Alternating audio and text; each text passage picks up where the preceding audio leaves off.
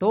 آج کا جو ہمارا ٹاپک ہے گناہ اور توبہ، اس میں سے آج میں آپ لوگوں کے سامنے پہلی چیز یہ رکھا کہ انسان جب گناہ کرتا ہے تو گناہ کے وجہ سے کیا کیا نقصان ہوتے،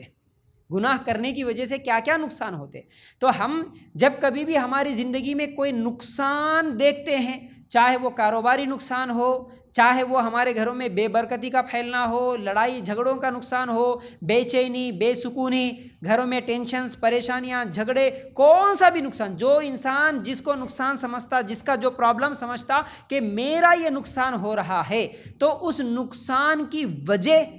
لوگوں کے پاس جا کے سوال کرنے، ادھر ادھر بھٹکنے سے پہلے خود انسان ان اعمال کو، ان گناہوں کی طرف دیکھ لے، کہیں یہ گناہ میں تو نہیں کر رہا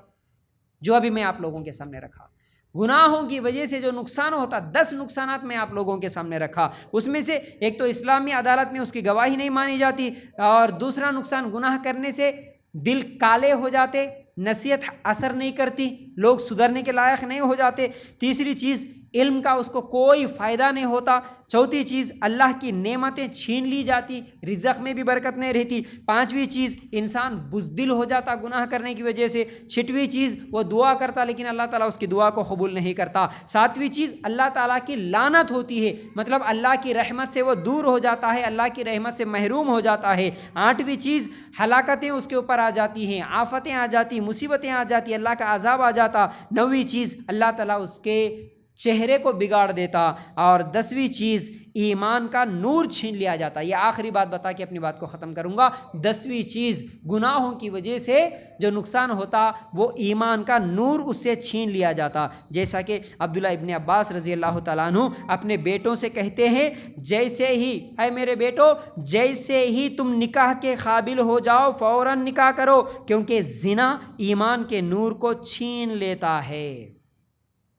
کیا بول رہے عبداللہ ابن عباس رضی اللہ تعالیٰ عنہ؟ اور وہ اس حدیث کو دلیل بنا کے بولے، صحیح بخاری کی حدیث، اللہ کے رسول صلی اللہ علیہ وسلم نے فرمایا، زانی جب زنا کرتا ہے تو اس وقت اللہ تعالیٰ اس کے ایمان کو کھینچ لیتا، وہ مومن نہیں رہتا۔ اس حدیث کو دلیل بنا کر کہ اللہ کے رسول صلی اللہ علیہ وسلم نے کہا زنا کرتے وقت اللہ اس کے ایمان کو کھینچ لیتا، اگر اس وقت اس کی موت آ گئی تو پھر وہ ایمان کی حالت میں اس کی موت نہیں آئی۔ اس حدیث کو دلیل بنا کر اپنے بیٹوں سے عبداللہ ابن عباس رضی اللہ تعالیٰ عنہ کہتے ہیں، اے میرے بیٹو، جب تمہیں لگے کہ تمہیں شادی کی ضرورت ہے تو فوراً شادی کر لو، میں تمہاری شادی کر دوں گا، اور تم شادی کے لائق بن گئے تو فوراً میں تمہاری شادی کر دوں گا، کیونکہ اگر بغیر شادی کے رہیں گے تو ایک تو نظروں کی حفاظت بھی نہیں ہوتی اور شرمگاہ کی بھی حفاظت نہیں ہوتی، اس کی وجہ سے زنا ہو جاتا ہے۔ زنا ایمان کے نور کو چھین لیتا ہے، اس لیے ایمان بچانا ہے تو تمہیں شادی کر لینا ہوگا۔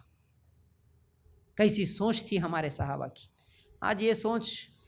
ہمارے اندر باقی نہیں رہی۔ آج ہمارے خاص طور سے اب اتنی باتیں یاد آتی، کیا سمجھاؤں میں، کتنی باتیں سمجھاؤں۔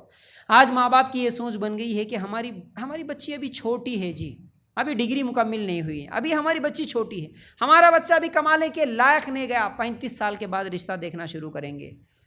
25 سال کے بعد لڑکی کا رشتہ ڈھونڈنا شروع کریں گے، ڈھونڈتے ڈھونڈتے 3-4 سال لگ جائیں گے، 27, 28, 29, 30 کے قریب ہو جائیں گے، اس وقت پریشان ہوتے ہیں، اللہ کچھ تو بھی بھیج دے، کہیں تو بھی بھیج دے، کوئی فرشتے کو بھیج دے انسان کی شکل میں، جلدی سے جلدی میری بچی کا نکاح ہو جائے۔ ہم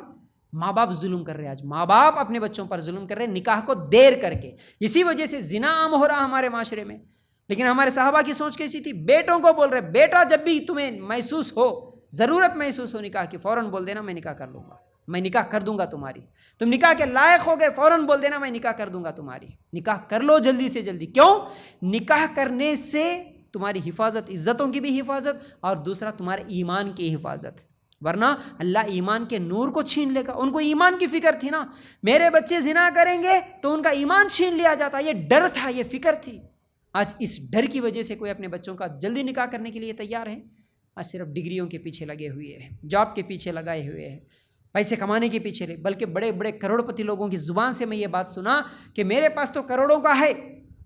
یہ دکان ہے، یہ بزنس ہے، یہ ہے، لیکن میرا بچہ ابھی پڑھ کے نکلا نا کالج سے، بچے کا ابھی تک کوئی کاروبار نہیں ہے، کل کے دن رشتہ آئے گا تو ٹھیک ہے یہ کروڑوں کی پراپرٹی ہے، سب تو باپ کا ہے، لیکن بچہ کیا کر رہا بول کے سوال کریں گے، اس لیے اور تھوڑے دن رک بیٹا، تیرے لیے بھی کوئی الگ سے کاروبار شروع کر کے دوں گا، تب جا کے تیرا نکاح کروں گا۔